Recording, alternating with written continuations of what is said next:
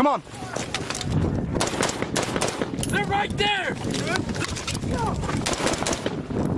Let's go. Move, move, move, move, move.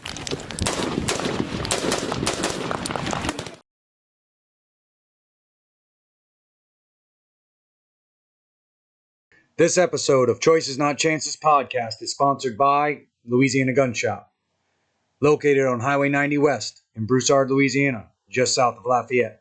For more information, stay tuned at the end of this episode. This is Choices Not Chances podcast with Ryan and Matt. I'm your co-host, Matthew Charette. The host of your show is Ryan Rogers. Ryan? All right, hey, welcome back to another episode of Choices Not Chances. Today we're going to do a little bit of a book review on a book by Captain Adolph Von Schell of the German Army of World War I. The book is entitled Battle Leadership, Captain Adolph Von Schell. So we'll just kind of get right into it, skip the pleasantries. We appreciate you guys being with us, and today we're going to cover what Von Schell, all the way back in early days of World War I, as a commander, decided to write down diary entries all the way through the war so that he could later, after action, and then go on and teach almost at the German, what would be considered German warfighting school to follow.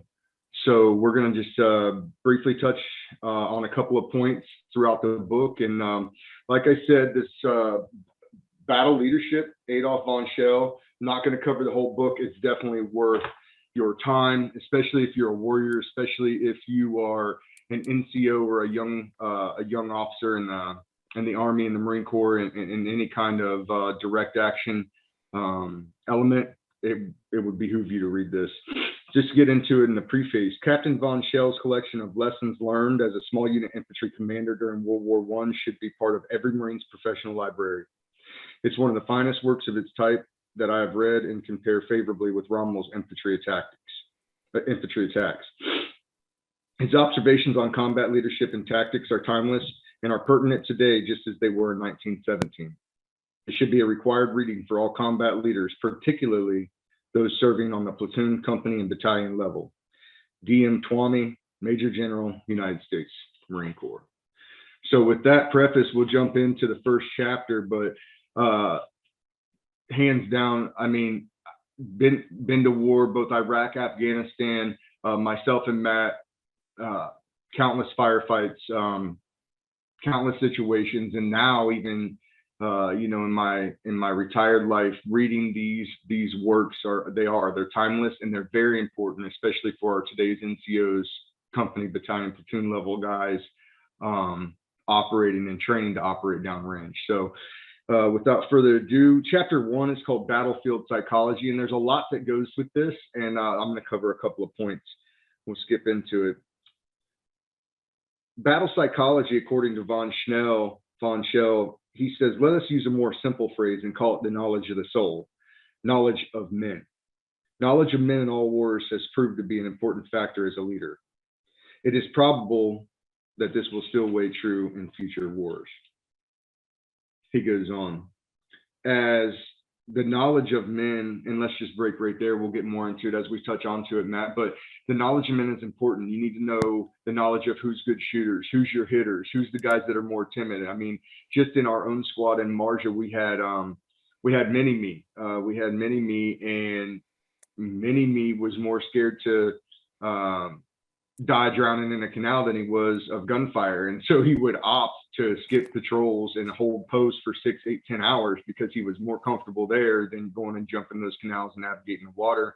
And a lot of times we were able to do that for him. We were able to let him, be on post with some of the other guys that had drawn posts, and he'd even swap posts out sometimes. And I mean, I know you were there with me, and you can talk about the different psychologies of different guys. We had guys just in the early days of the war that were awesome, that we didn't think, we didn't expect that much out of them. Then we had guys that, like Mini-Me, that, it's not that he did anything wrong, but he was short, and we had a lot of water to navigate, and it was just something in his head said he felt safer standing on post. So I can kind of relate to that. I think we all can.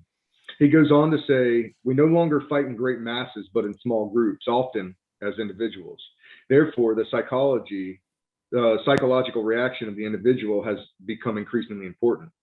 As commanders, we must know the probable reaction of the individual and the means by which we can influence this reaction. The knowledge of men is especially difficult for two reasons. First, because it cannot be learned from books, and second, because the characteristics of the individual in peace are completely changed in war. And I'd say that's, if you want to bring it out, that's something we have to talk about, because you have battle-hardened guys. They go to another place. You have to go to another place when you're over there. You are now engaging in that instinctive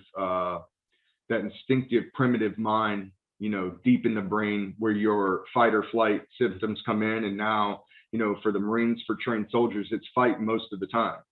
And how do we fight? How psychologically, what are we going through as we fight? Because we do become different than stateside peacetime training Marines.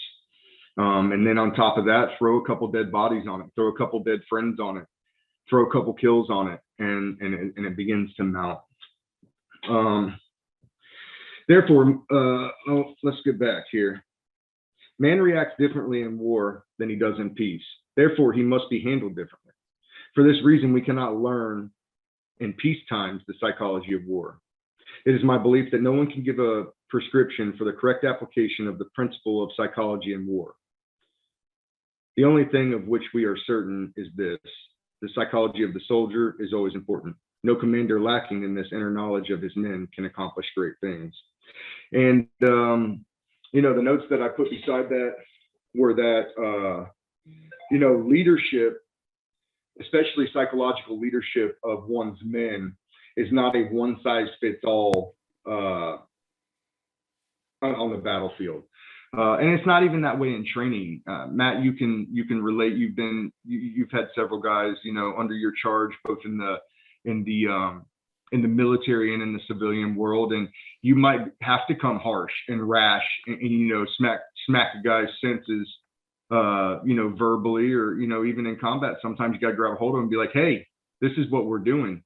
And then that exact same situation can come up with a different Marine, and you have to handle it completely different. Because if you do the same overbearing up front, tactics that you took with one of your hard charging team leaders to one of your junior guys, that junior guy could crumble. He could fold. He could not respond right, whatever the case. And so it's one of those things of understanding your guys, understanding the psychology of your guys, of your men as individuals, and then you will be better prepared to deal with them downrange.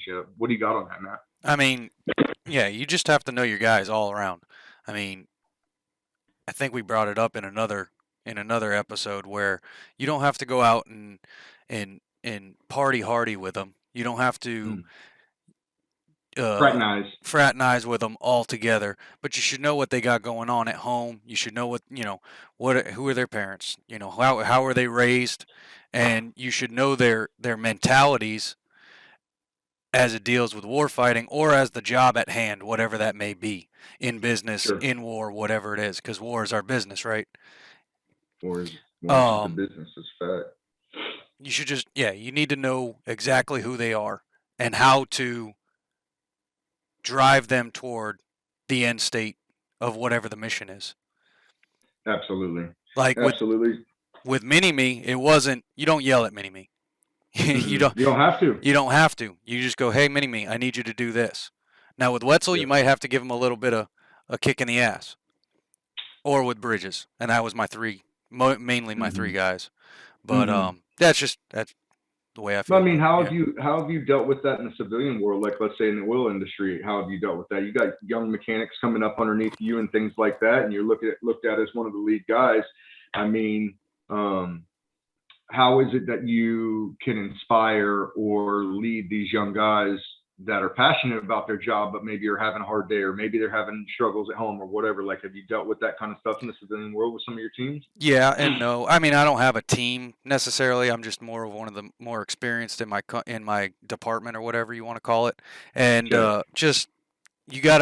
It always goes back to, you got to know how to talk to them. Sometimes you got to get a little verbose with them, and and maybe kick him in the ass. But then other days he might be so down that if you kick him in the ass, then he might just want to go quit. you know, Yeah, just dump on you. Yep. you know. So Absolutely. Absolutely. Getting back to the book, and we'll close this point. As long as armies are small and the battlefield and narrow, the leader can exert the psychological influence on his army by personal example.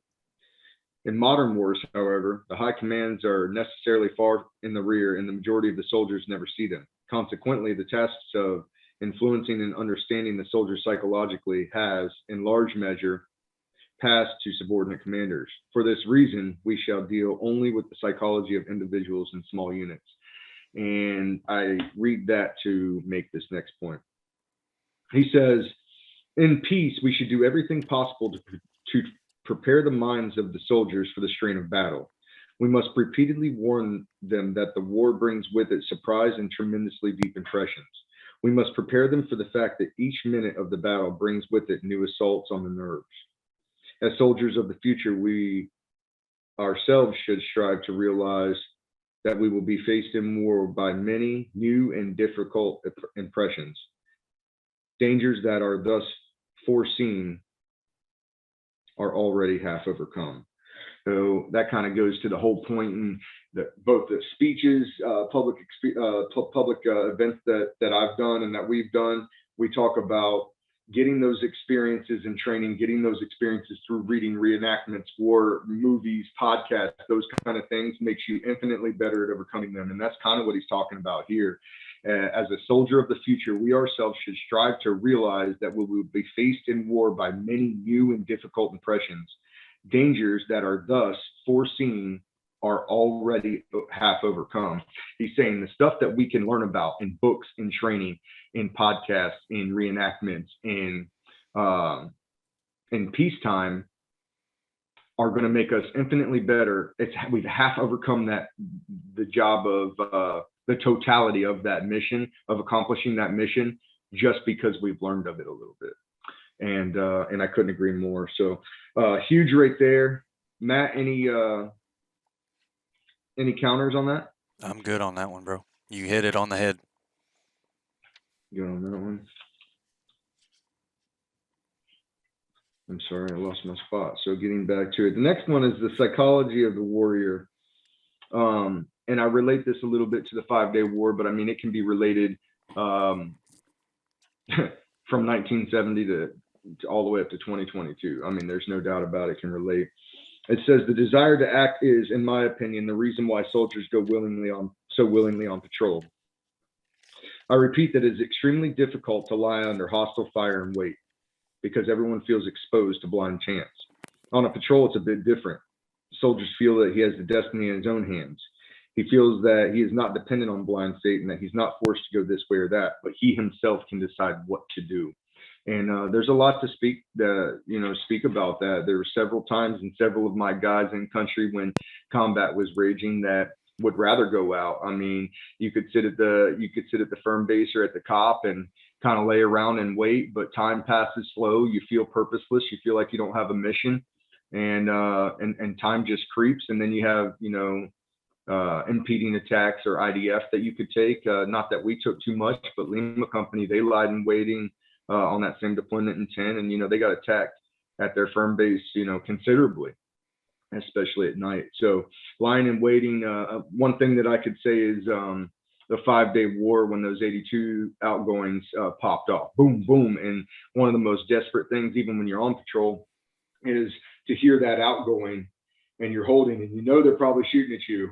You don't know exactly where it's going to land, but it's going to land in short succession, right? So it's like you're just kind of waiting, and there's nothing really more helpless than that, in my opinion. Like there's literally nothing you can do but get small, and so yeah, man, crazy. So let's move on to the fourth point now: decentralized chain of command and commander's intent.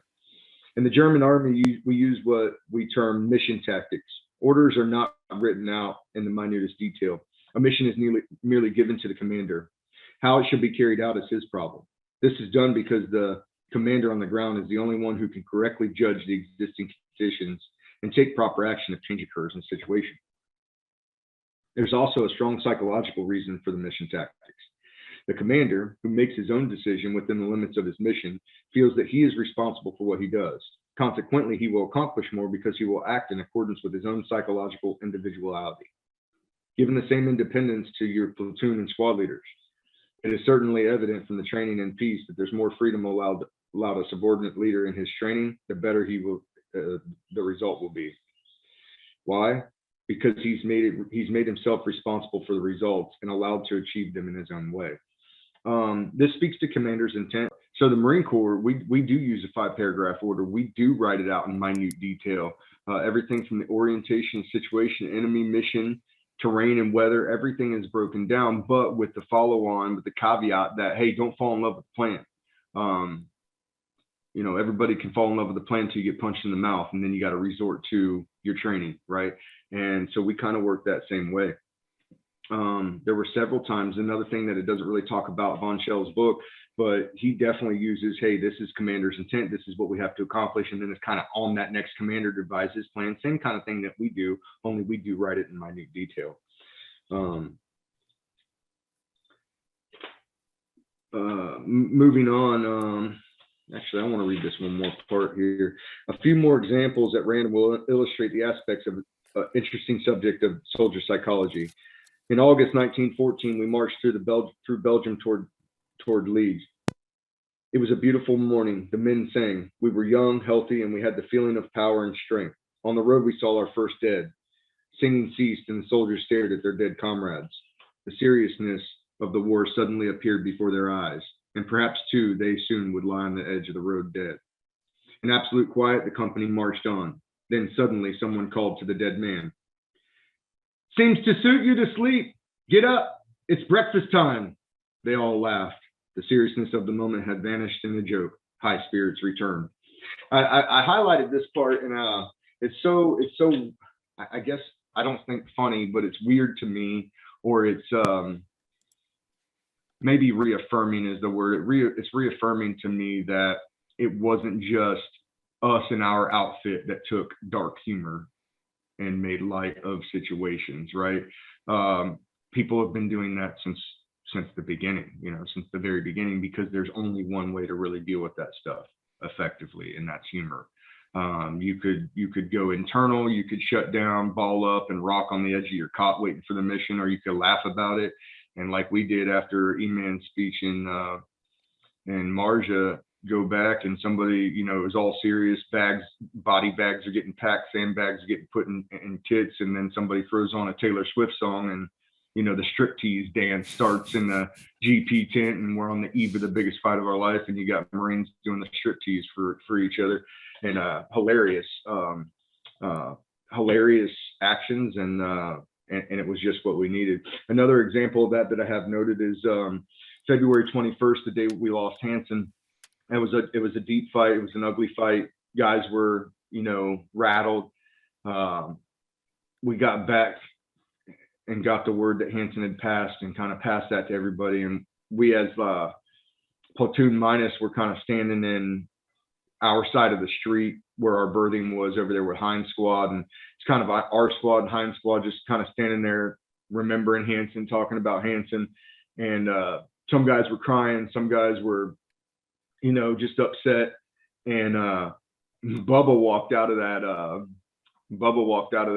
hooch, or not hooch, that mud hut.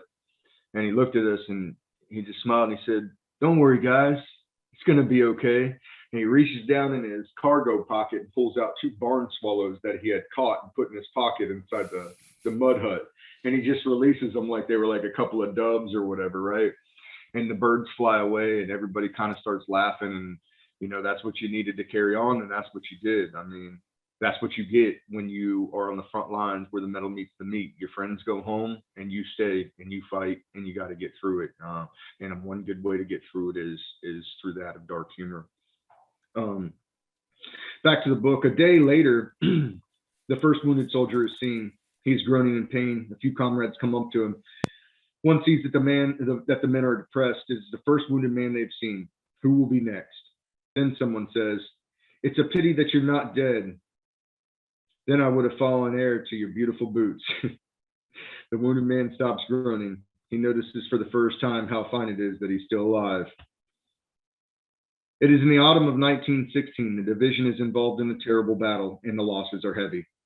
At division headquarters, one sees only worried faces. What will be the result of battle? Suddenly, a bad, shattered, and excited battalion commander rides up with his orderly. He states, "I desire to report that I am the only survivor of my battle."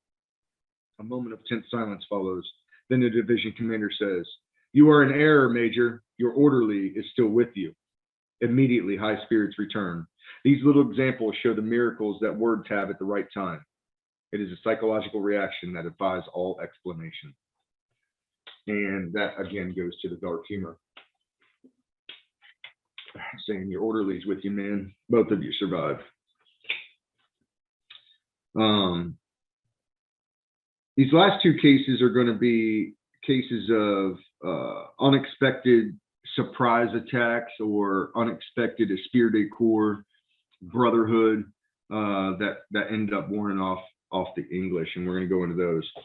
At the Battle of Cambrai, a lieutenant with 20 men is defending a little clump of woods. He repulses several attacks. Another attack starts. Only a few Germans can continue firing. They are out of ammunition. What should be done? The lieutenant commands, "Fix bayonets and attack! Hurrah!" 20 men attack. 8 English soldiers are taken prisoner. Why did the English surrender? Why didn't they merely laugh at the 20 Germans who were attacking? In February 1917, it's the same close combat on the mountain peak of the Carpathians previously described. Fighting had lasted an hour. We have not been able to drive the Romanians back. In one place, about 6 men are fighting. Their corporal is suddenly shot dead in their very midst. One of the men jumps up. "The Romanians have killed our corporal," he yells, and he charges into the midst of the enemy, knocking several of them down. The Romanians run to the rear, the Germans after them. In 5 minutes, we recapture the mountain peak. These last two cases furnish examples of unexpected acts which, through their surprise effect, brought success. These things cannot be taught in peace. We know that psychology is tremendously important in war. It is a field unlimited to extent to which every conscientious soldier should give much time and study. Yet it cannot be learned as one learns mathematics. It must be sensed. Unfortunately, we cannot formulate a set of psychological rules. Human reactions can never be reduced to exact science. War is governed by the uncertain and the unknown, and the least known factor of all of them is the human element. And that's a fact. I mean, we talk about war a lot, we talk about battle a lot, and what a lot of guys, especially now in today's operating forces, what you should know is nobody knows exactly how they're going to react until bullets start cracking the air beside your face. And that's a fact. And it doesn't matter how tough you are, how big you are, how badass trained you are, what McMap belt you wear, until bullets start snapping and suppressive fires laid down on your friends, you do not know how you're going to react. So the best thing you can do is immerse yourself in the training. Immerse yourself in every situation imaginable. Just like we've talked about on here, TDG, war game, every scenario possible to your existence and your profession that could possibly come up, whether your profession's war fighting or not. In this case, we're talking about war fighting. But in the case that you're a team leader in a small business firm, you should be doing everything possible, using every resource, asset, and time available to you to make your team better at whatever your team is supposed to accomplish. So that's huge to take away from here. Kind of getting into that, the first days of war in chapter 2, Von Schell says, no one knew how the human being would be likely to react to them. Not one could say how he himself would behave in battle. Under these circumstances, it would have been helpful for the officers and the men to know each other that served together for a long period of time, but this was not the case. For reasons that seemed sufficient at the time, almost all officers charged their duties on mobilization. It is true that they usually remained with the same regiment, but they took command of new units where they were unknown to the men and the men unknown to them. I am reading another book right now, and we're going to have retired Lieutenant Colonel David Brown share his tales of Vietnam as a company commander there, and in the Battle of Vietnam, a lot of their esprit de corps, a lot of their motivation and inspiration came from their leaders because they knew of them. One of the aspiring leaders and inspiring leaders was Big Ernie, they called him. Big Ernie, and we'll cover more of that in the David Brown episode. But just because they were fighting for the commander they were fighting for, it brought inspiration. It'd be kind of like us saying we fought for Colonel Christmas. Right. And Colonel Christmas, his father was a war hero, his brothers, himself, and they had big shoes to fill, but we knew they had the bloodline and the lineage for it. And because of that, we assumed that because of where they came, they would have the combat prowess and esteem to lead us. And I'm not going to say that in today's war, it's all the way up at the battalion level. In a bigger fight, maybe, but our fight was more at a platoon and company level. We also had a good company commander, J.P. Biggers, former reconnaissance Marine almost his entire time. He knew what he was doing tactically. He knew he could help us. Christmas knew he could help us. And then, follow down to that commander, we got E-Man. And E-Man was what we knew, what we trained with, what we lived with every day. And we had our trust and confidence in E-Man. And so it's like almost like you don't want to let E-Man down, right? There's no way we could let E-Man down. And when you serve for somebody that respect is coming, these guys served for Hindenburg. And it'll get into it later in the book what a war hero Hindenburg was. Well, not only that, think about the Marines that served under Mad Dog Mattis. Oh man, Mattis I mean, would that's be like the Hindenburg, right? Yep. And or so Jocko also likes to talk about. It just slipped my mind. I was thinking about it and I lost it. We get back into some more of this, but yeah, dude, a leader, a good leader, a leader that takes care of his men, that mentors his men, that is firm but is fair, and has proved himself in the combat arena. You take over, even if it's new guys, the new guys are going to hear about that as it gets into the book here. Today, this transfer of officers appears to be a mistake. It is my strong belief that they're heavily burdened occasioned by the new impressions of battle that would have been considerably lessened had there existed the feeling that unity and mutual understanding of long service engenders between officers and men. One learns rapidly in war, and the first impressions, no matter how important they may be, are lasting ones. Thus, I find that the events and the impressions of those first days are still imprinted on my mind, although more than 16 years have elapsed since their occurrence. And that's true. That just goes to war in general. You're going to see things, you're going to do things, hear things, smell things that just don't leave you. They don't leave your dreams, they don't leave your senses, and those first impressions. And there's a lot to that. There's a lot to the survival mechanism of the brain and how the brain works. It's like anything that you do that comes close to terminating your existence, your mind is going to store and log that and say, we can never do this again, right? And so that speaks a little bit. That speaks a little bit to that. All right, so moving to the end of that chapter, the way that the book is kind of broken up, for those of you who haven't read it, it's just after actions, right? So he'll talk about some stuff through a chapter, and then he'll take the most important 2 or 3, 4 points of after action reviews that he wants to talk about and load it up. So we're going to move to the end of chapter 2 and go to the lessons learned. Lessons learned from these stories are: 1, at the commencement of war, soldiers of all grades are subject to terrific nervous strain. Dangers are seen on every hand. Imagination runs riot. Therefore, teach your soldiers in peace what they may expect in war. For an event foreseen and prepared for will have little of any, if any, harmful effect. And he's simply saying there that whatever you are most likely to encounter, train that. If you train that, then you're giving your guys all these different training scenarios, all these different pamphlets, all these different books to read on that specific thing. And when they go through those, there's going to be things that they see, read, or do that did not work. Failures, right? Failures making them better at the next attempt. As long as we're making these failures in training, we're doing the right thing. When we start making these failures in the practical application of war, that's when people die. And that's when your friends get put in body bags. So it's very important to take that first point. Point 2, as a leader, be careful both in sending and receiving reports. At the commencement of the war, 90% of all reports were false or exaggerated. Learn in peace to prepare your map, prepare your problems and your field exercises and your war games. To give false and exaggerated reports Otherwise, your subordinates will be accustomed to accepting all information they receive at face value. And he has a short story about that. He says, during the first afternoon, the day in which I spoke, I was sent to a patrol against the fort. I finally reached the hill, and in order to see better, I climbed a tree. My men remained below on the ground.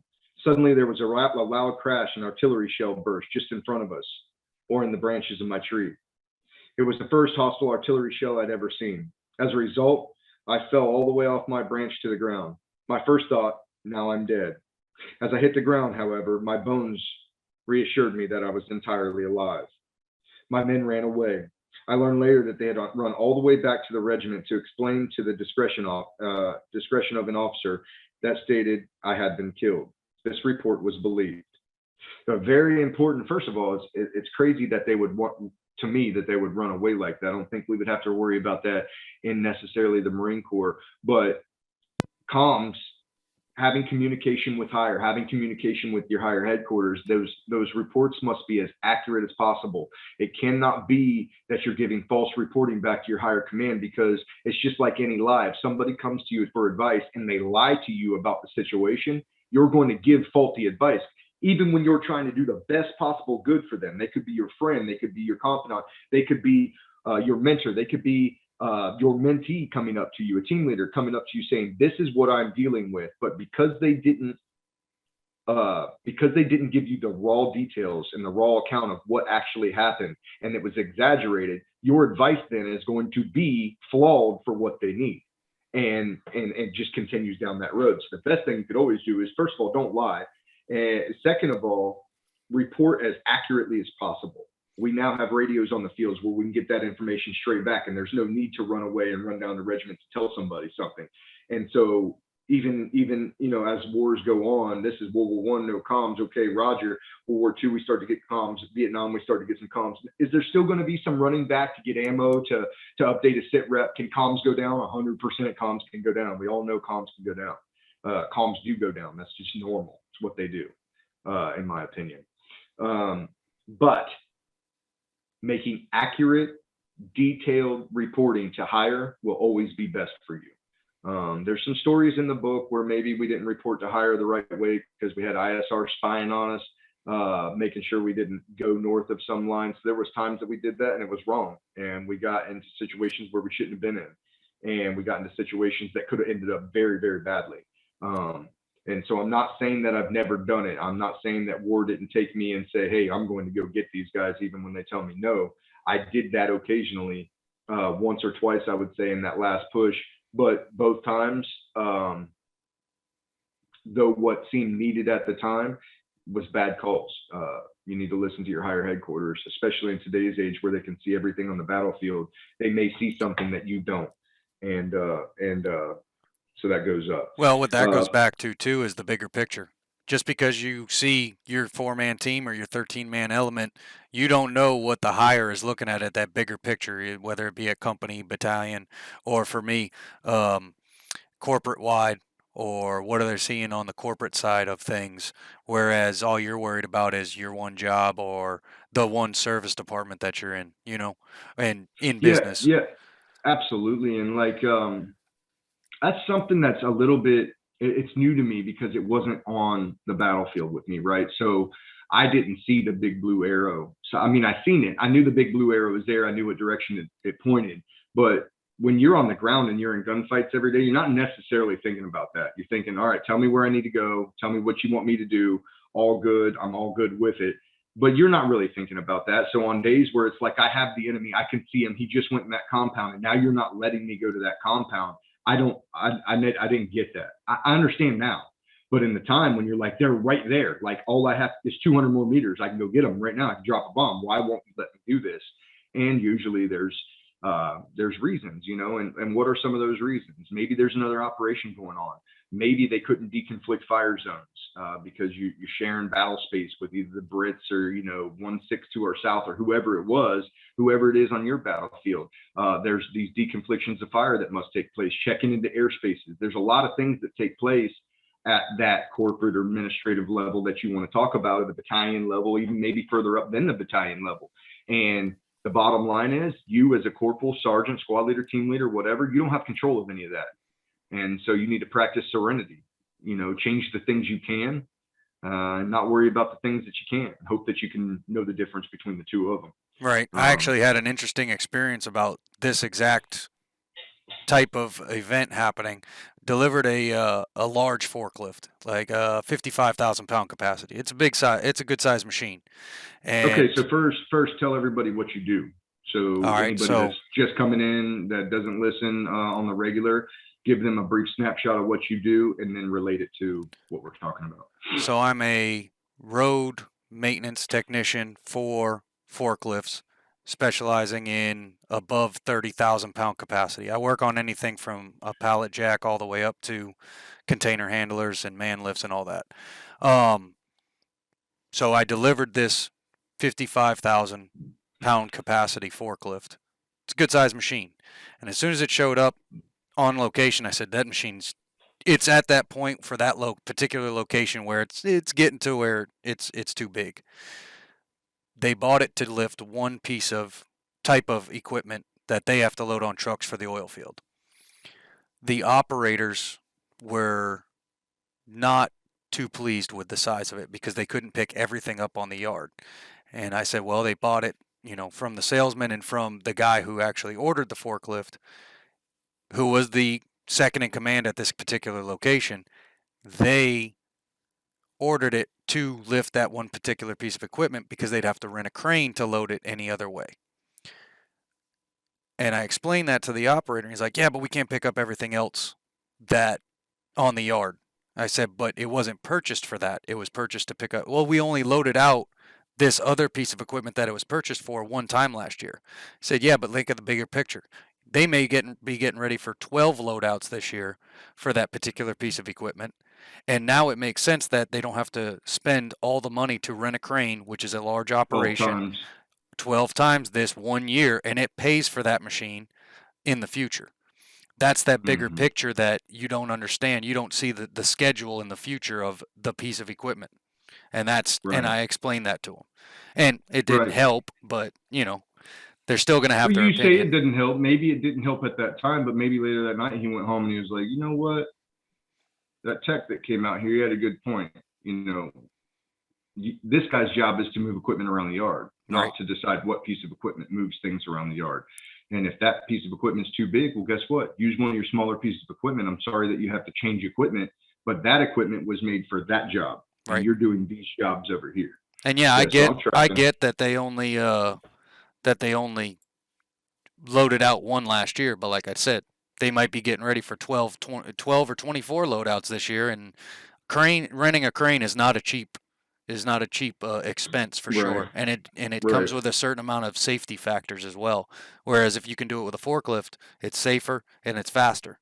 So, but that's what I had on that particular point. So that goes to speak. That's a perfect comparison to the civilian world and to the oil field, especially. Is like, yeah, man, like you got to know the big blue arrow, and if you don't know the big blue arrow, find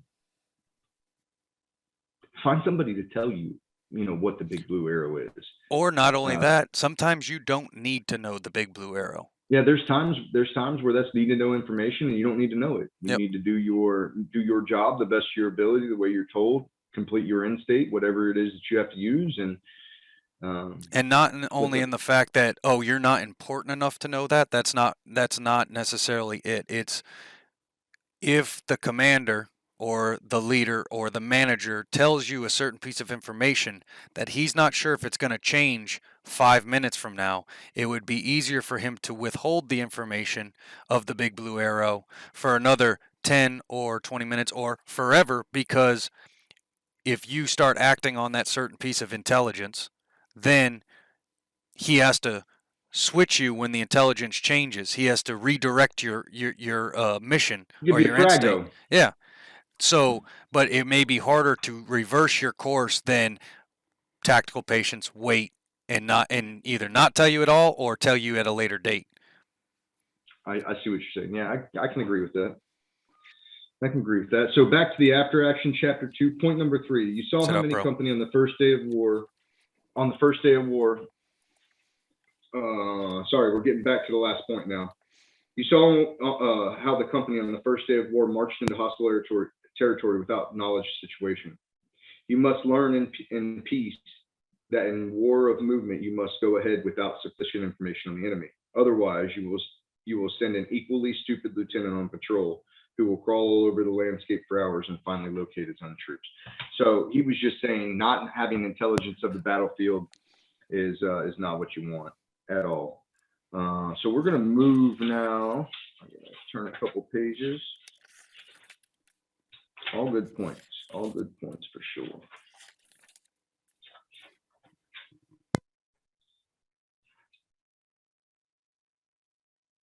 Okay.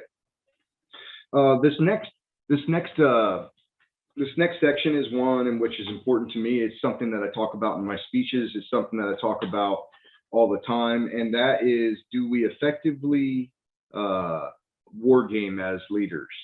That's both in business world and military world alike. Something I talk about passionately in my speech when I spoke to the Marines of Weapons Company 1-2 last month was about Dakota Meyer's Medal of Honor run.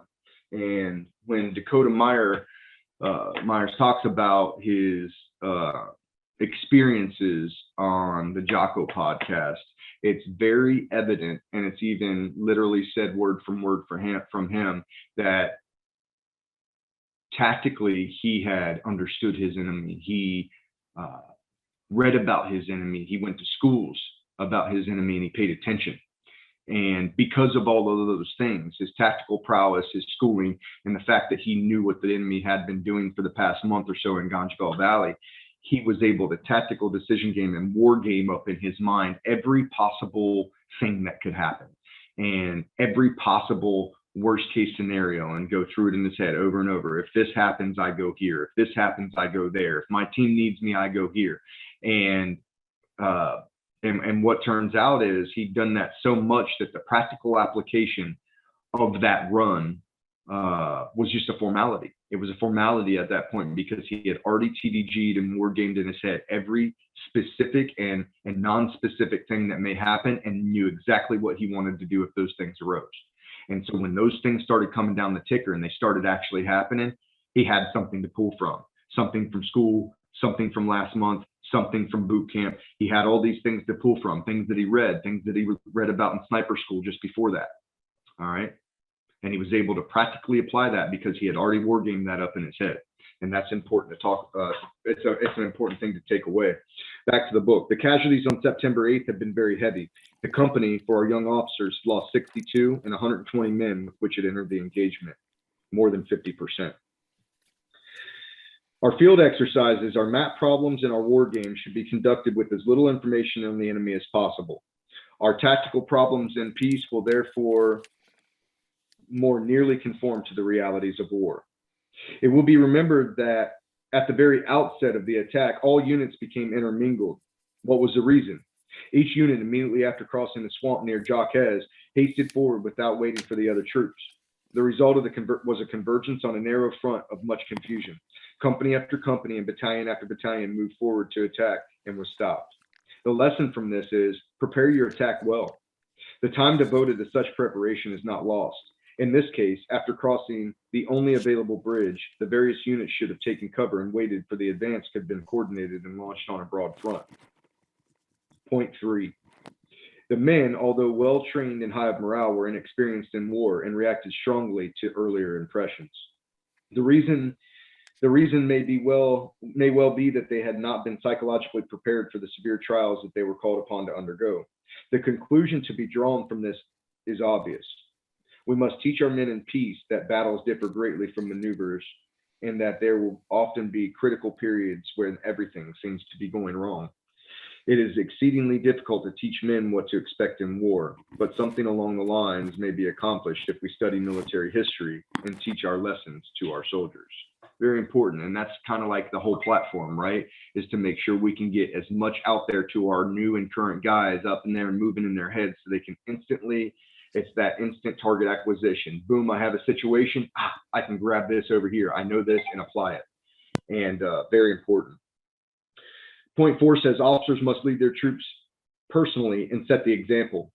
On 8 September, it was a battery led by officers boldly advancing into position that was responsible for the success of the action. Other phases of the battle similarly found officers leading the advance. This does not mean that the officers should be leading the advance at the point of the platoon in every single engagement, but there will be plenty of engagements and occasions, however, when officers must set the example in order to inspire their troops or advance and hold their ground to face almost certain death.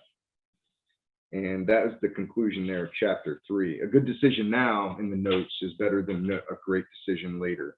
So though we don't want to operate off of incomplete information and incomplete intelligence, and we do want to have tactical patience, there are times when making no decision right now can lead to certain death, when making any decision other than no decision can be the best thing that you do. It's a big thing that we preach in the Marine Corps all the way coming up. A good decision now is better than a great decision later, because in the game that we play, momentum is everything, right? And so if you have the momentum, you need to press the momentum and don't stop pressing the momentum. Huge part. Chapter 4, you got anything on that before we move on? The only thing I had on that was on point 4. It says officers must lead their troops personally and set them an example. Take that word officers and just make that leaders in general. Whether you're a team leader, it could be your non-commissioned officers, it could be your staff non-commissioned officers, but generally you don't have a GP Lance Corporal leading the front and inspiring the men. Something from Marja. Let's just relate. There was a day that we were up and we were running a react mission up to one of the cops that we were in charge of. And remember when we took some fire and LT got out of the truck and just started by himself leading a rush across that field, chisel plowed poppy fields, horrible. And I had to get out and follow him, right, and run as fast as I could to catch him. And I'm like, sir, what the fuck are you doing? Where are we going? You're faster than me. And we're all alone. But hey, if your leader goes, you got to go. I seen him running by himself, and I would be damned if I wasn't going to get out and bring the squad or team, whatever combat power I could arouse at the time from those trucks, and get across that field with him.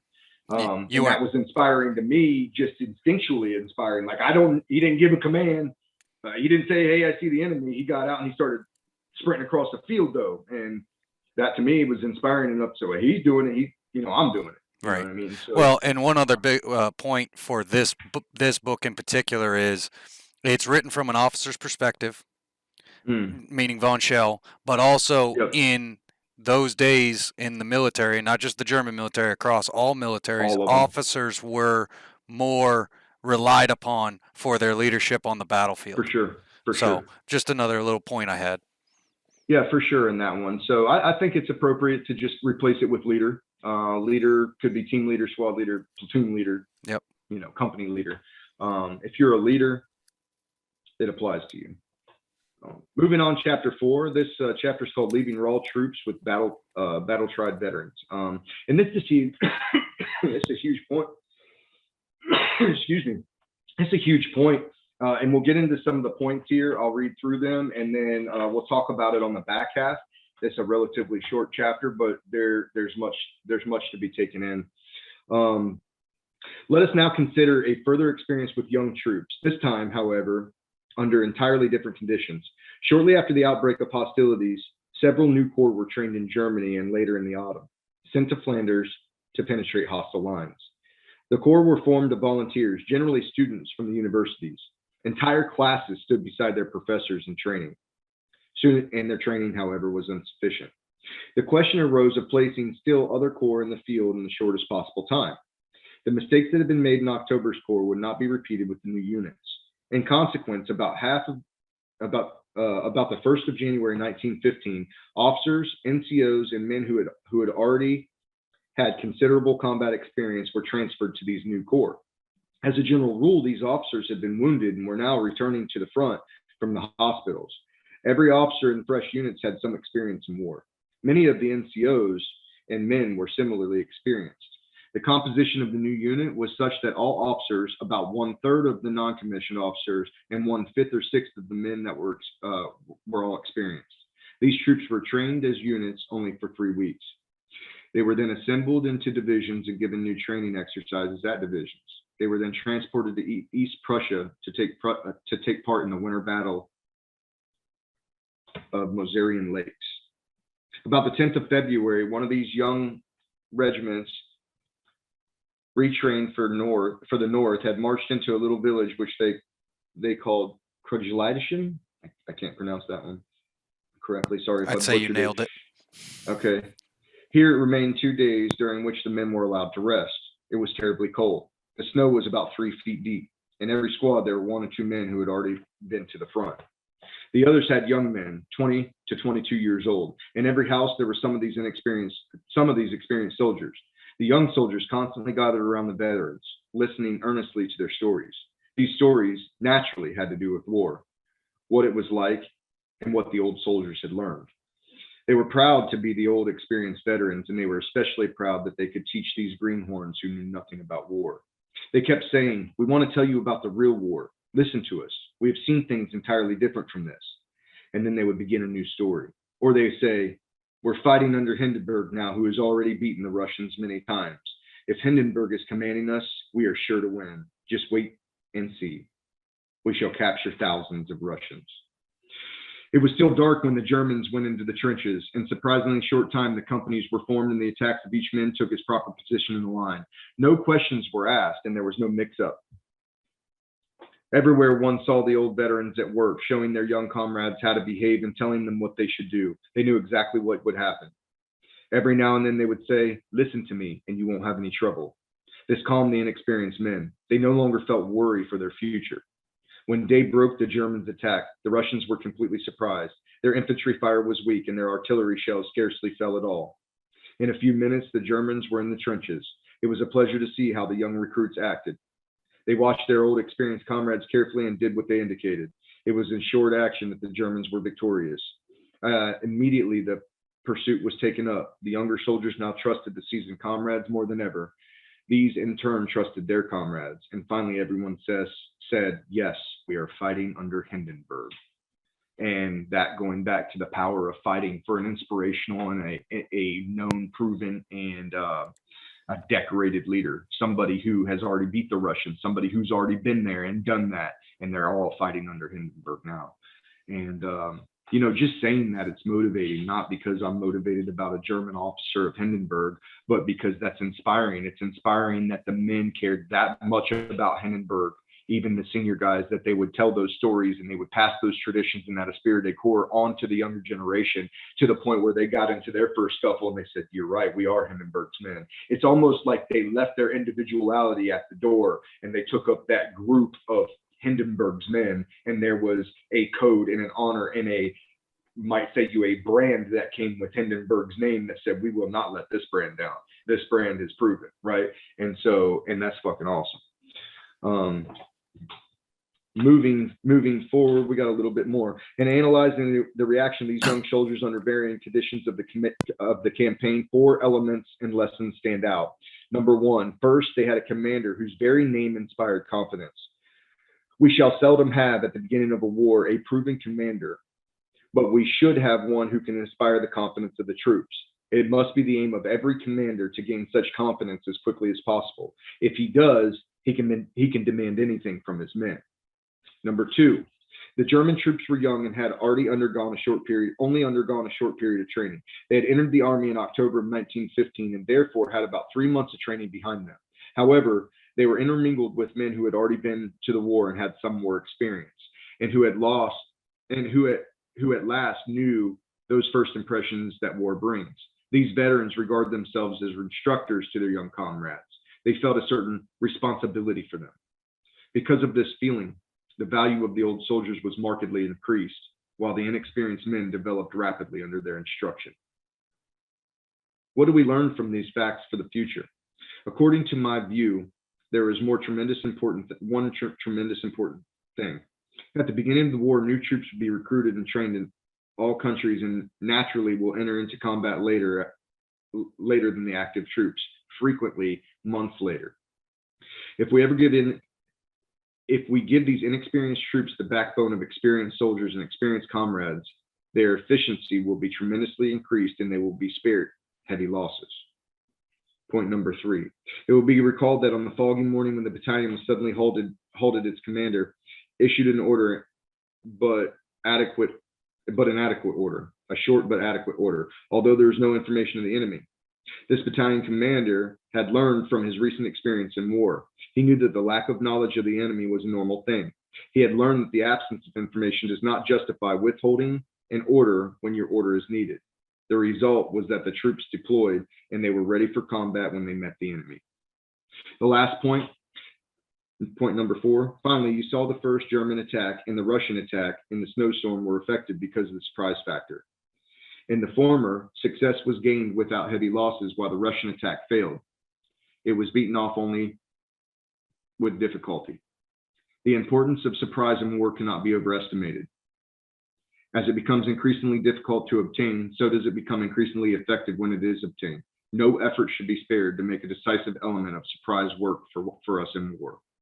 The surprise element is everything. A lot of times when we were in country, it became almost like a game of chess. Like when we talked about taking 25 guys out at night and sending half that squad back. That way a squad could sit almost unrealized because we knew they were counting us out. That's one of those things. Getting surprise on the enemy is huge. Just like when we get surprised, not a very good outcome. If we get surprised by something, it's bad. Same with the enemy. If we can get the surprise, if we can use the cover of darkness, if we can use noise and light discipline to sneak up on them. Hell, if you look at Vietnam, some of the biggest kill to death ratio units were our hunter tracker or hunter killer teams. And these guys who were trained and experts in the art of tracking somebody through the woods, looking for aerial and ground spores, something that I was taught at the hunter tracker school over on Geiger years ago. I mean, there's really tricks to the trade. And if you can sneak up and follow a 50-man VC platoon through the jungle and go to their berthing, well, you can go up and you can kill them all right at night. And that's what those units ended up doing. So no over or underestimating the surprise element when it comes to war. All right, so this next section, guys, it's a little section, but I think it's an important section. This is going to be in chapter 4, constraining service with trained and untrained troops. Contrasting service. We'll get into it.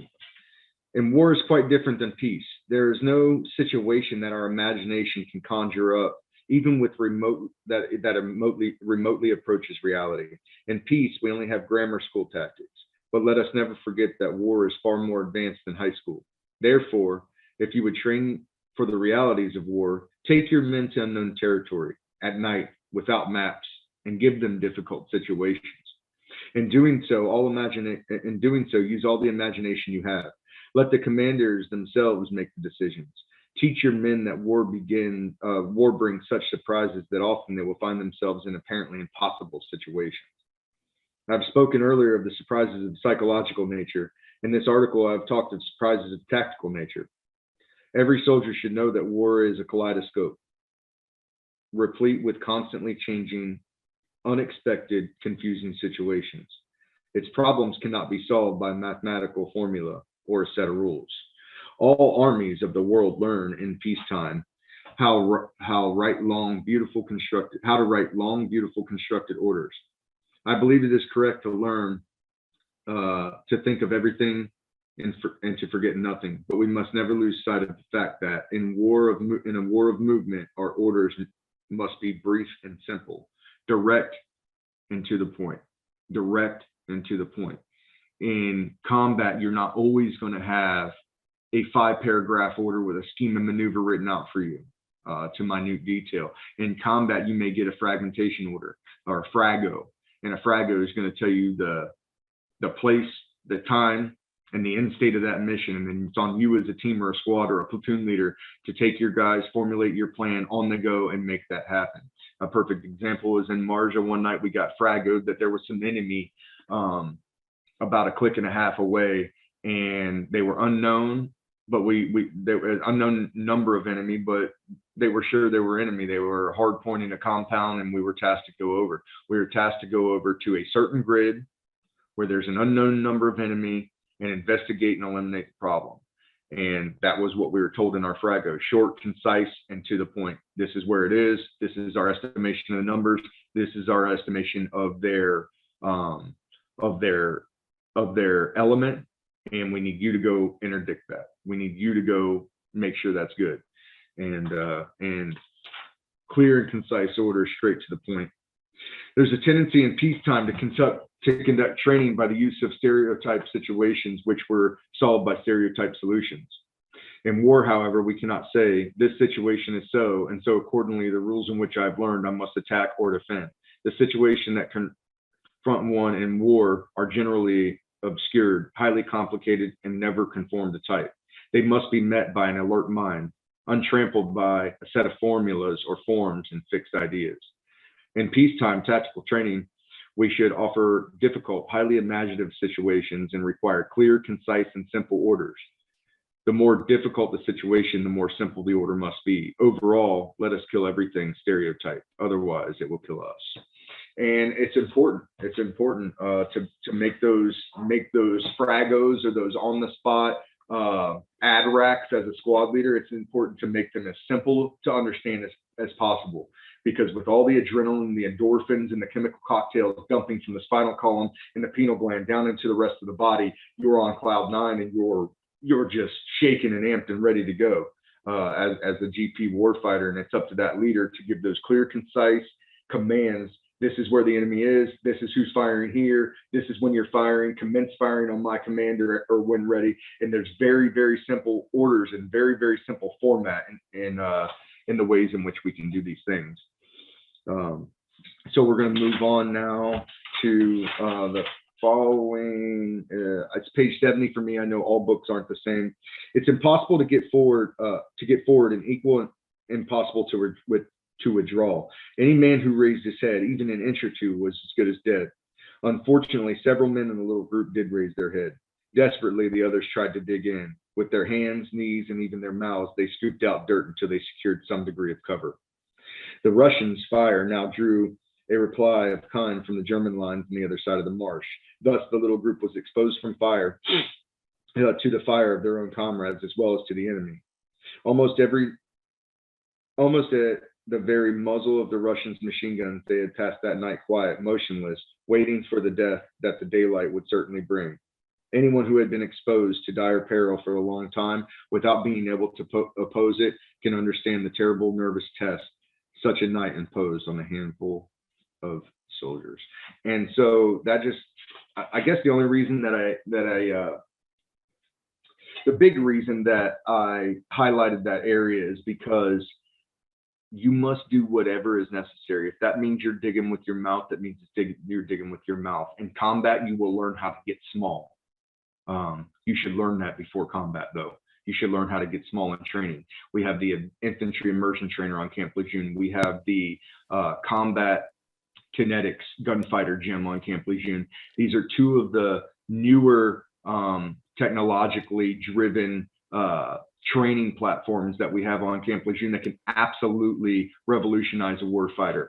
You're talking about gauging lethality of every shooter. You're talking about putting people into situations with strobe lights and screaming babies and loud music and thumping, just absolute chaos, and then making them perform this mission, and then being able to after action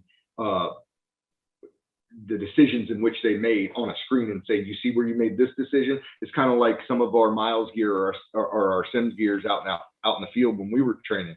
You could get small. You learn that you can get hit from a long distance away. Oh, and by the way, we have the technology now to pull up everybody's avatar on a screen and say, this is your blue on blue fire. This is your blue on blue fire. This is where you and your team moved off in a wedge formation, it looks like, but then you ended up online, and you can after action all of that.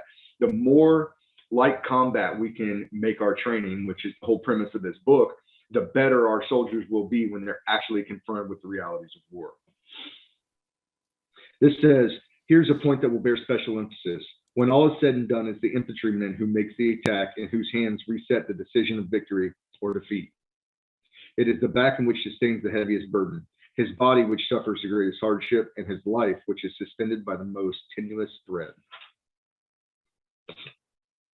Another thing that Von Schell talks about in this book a lot, I like, is giving an end state or a commander's intent. And this next chapter goes to that. And all the Marines, all you guys, all you operators and pipe hitters that are sitting here watching this, we appreciate you giving us your time, and we appreciate the ability to try to throw things at your way maybe you haven't seen.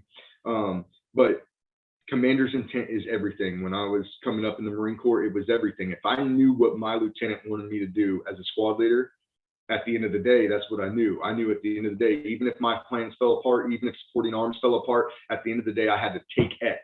And taking X is just a matter of taking X, figuring out the best solution, and then going and taking X. And sometimes it's not sexy. Sometimes it don't look good. But as long as you complete your commander's intent and your end state for that mission, you're going to be in the green. Back to the book. The endless little details have been exactly portrayed in order that the reader may appreciate the myriad of things that must be thought of and accomplished in preparing a coordinated attack. At the very beginning of the war, all armies learned that far more time is required to prepare an attack than had been thought. They also learned once the battle is joined and the opportunity to issue detailed orders is gone.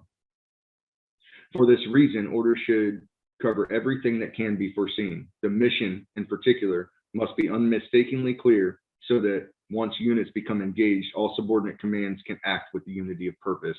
And that speaks to some of the gunfighting laws that we have. Unity of command is being one of them. If everybody that is fighting on the field that day has the same commander's intent and the same end state, then they will all be working for one common goal together and have that unity of command.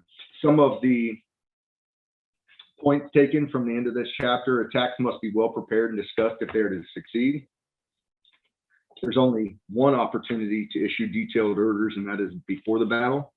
When the action has already begun, orders must be short, concise, to the point. Every fight develops differently than expected. Officers and troops must realize this in peace in order that they will not lose courage when unexpected occurs in war. 4, little is known of the enemy in war. The attack is the best way to dispel obscurity.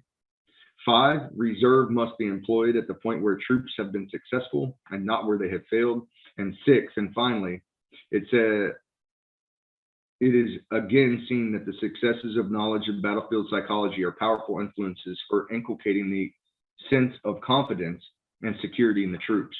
Nothing will shorten their ability to resist the disconcerting impressions of battle more powerfully than these. And that was his after actions for chapter 5.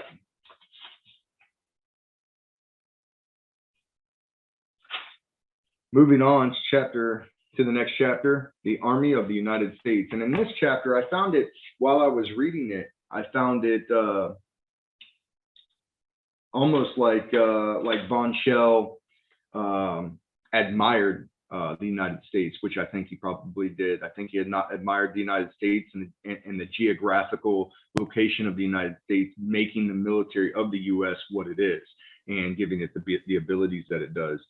In the opening, it says, this article appeared in January 25, 1932. Number of Militard Wochenblatt. I'm not sure what that is. It says, every army must be an organic element of both its people and its state if it is to fulfill its mission. If we hope to grasp the spirit of an army, if we seek to understand its opinions, its thoughts, its organizations, we must first concern ourselves with the mission that is assigned by the state. And I think this is something huge, especially it still rings true today as it did then. If you do not have support of the nation in which your army is constructed from, things will go sideways and they will go bad. Look at Vietnam. Look at the withdrawal recently from Afghanistan. Yep. When the nation wasn't on the side of it, it was everything that was bad, evil, and all-encompassing horrible thing. You look at our war, you look at World War II, they still call them the greatest generation. You know what I mean? They still call World War II guys greatest generation. And we had ribbons and a homecoming when we came home. Our nation was behind us.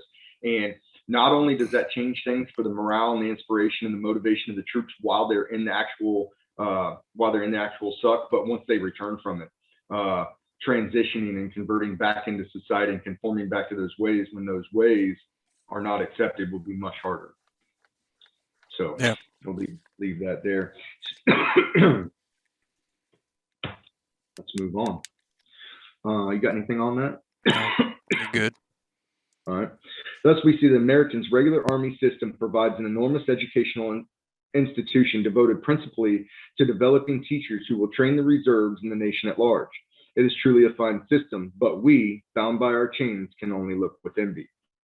Speaking to the fact that the United States has multiple shorelines, a large navy, and a large ground force. It does, however, have its disadvantages. To be an officer means to be a leader, to be a leader of troops in battle. It is certainly correct that leaders, like great artists, are born and not made. But if they are born artists, requires years of hard study and practice before he masters his art.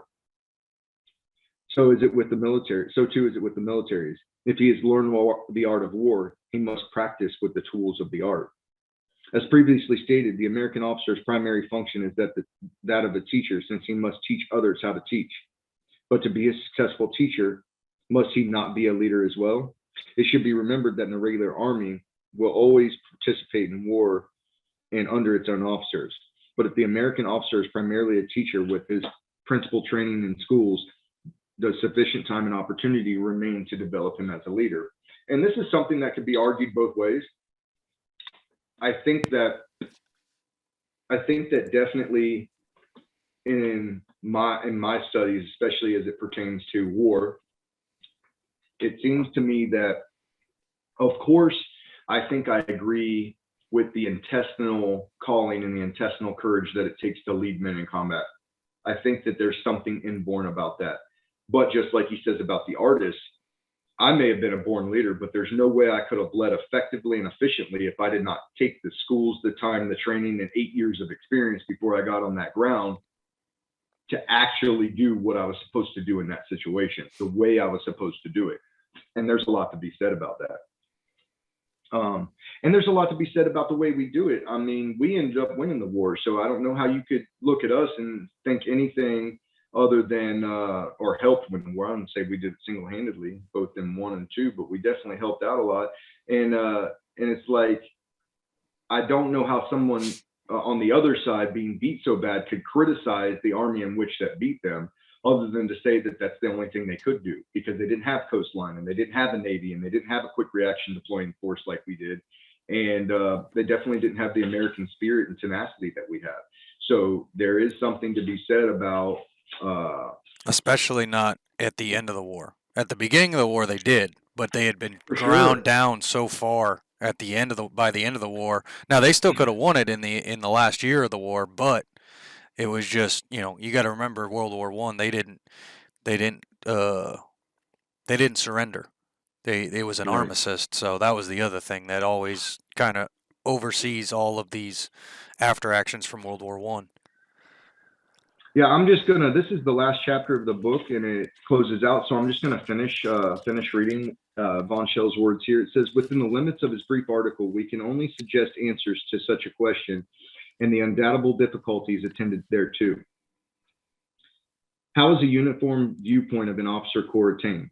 Under the conditions prevailing in the Army of the United States, it is obvious that the officer schools cannot be content with introducing their students to the world of military thought and merely guiding their thought process so that their intelligence will ripen later under the guidance of older officers. Since the opportunities for practical training in the service are limited to the student to what he takes with him from the school, is a definite answer to his questions. He must be given a standard idea of principles. His thinking must be led down prepared channels to the solution recognized as most appropriate. Independent thinking must take second place to the uniform solution. Therefore, the danger naturally arises of too much emphasis being placed on a set of forms. Now, for an answer to the other question I raised, the double training as teachers and leaders. We have sought to make clear the principal task for American officers is teaching, far distant from the troops, and the knowledge essential for his purpose is given in condensed courses in schools. The Americans realize, of course, that the officer must be trained as a leader as well as a teacher. They also recognize with regret that their achievement of the ideal, i.e., of training teachers and leaders at the same time, is unattainable only owing to human imperfections in the short period of time in schools and courses. Nevertheless, everything possible is done to train the student as a leader. War strength units are at the disposal of at least one of these schools, the infantry school. And all leaders posts in the units are frequently filled with students during combat exercises. Once each grade, in each grade, every officer, as a rule, performs command duties for 2 years in foreign positions. These units in these positions are stronger numerically than corresponding units in the United States and offer the best opportunity for training the officers as leaders. Nevertheless, the emphasis of both the activity of training the American regular officer is repeated once again in the teaching field. Before the war, the German army, in addition to its other duties, was charged with the military training of people as a whole. We solved our problem by training reserves with the regular army. We could do this because the numerical strength of our army permitted it. The numerically weak American army cannot train these reserves in its own units, even if historical and political grounds did not forbid it. Otherwise had to be found. Their system seems strange to us, but it's undoubtedly best suited for the American conditions. The relative geographic isolation of the United States renders their scheme altogether practical. These American methods, however, are neither suitable nor practical in Europe without material modifications. So, again, guys, this is a perfect example of how we can get smarter using the same information over the years, just as Gunny Finney talked about in his podcast. So I appreciate you being here. Matt, you want to take us out? All right, guys, that's the end of the episode. And we just want to say thank you for listening. Thank you for watching. Go ahead and hit that subscribe button. And like and 5-star on Apple iTunes. And spread the word. All right? Y'all have a good one. Bye.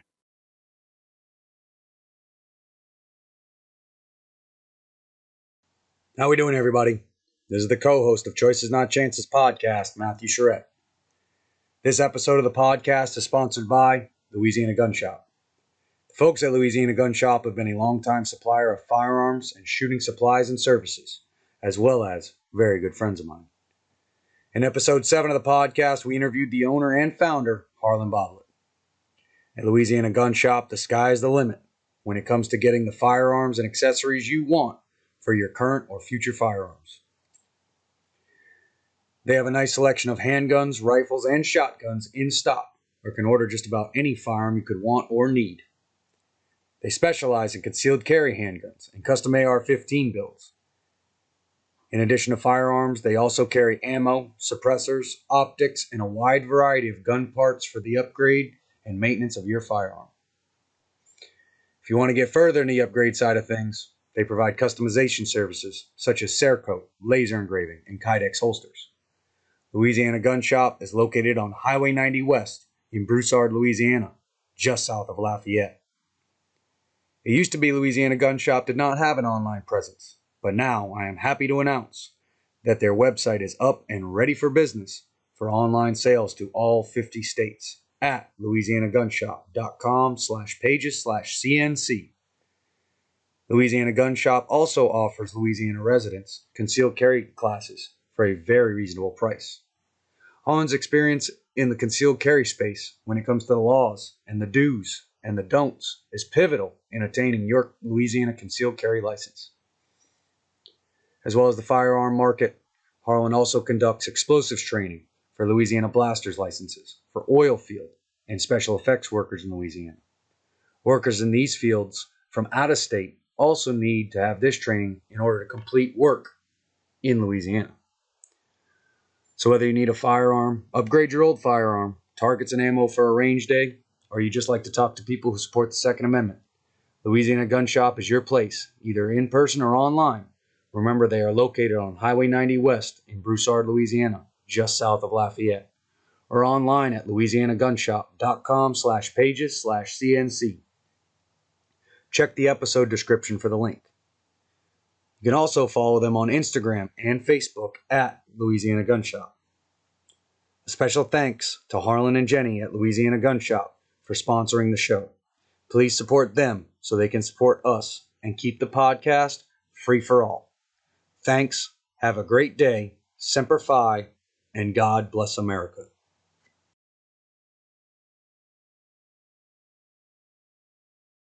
Not too far.